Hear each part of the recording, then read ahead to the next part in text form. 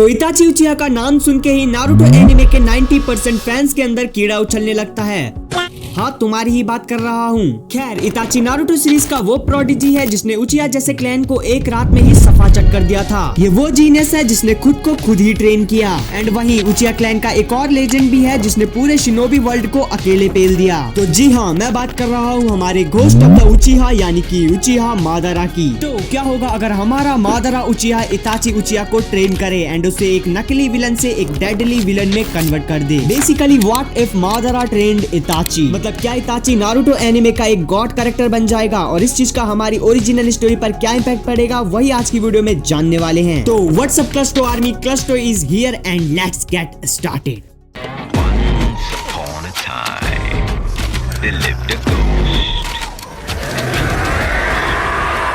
दर्द को महसूस करो, दर्द को जानो, और अब अस्सी तुस्सी ऑलमाइटी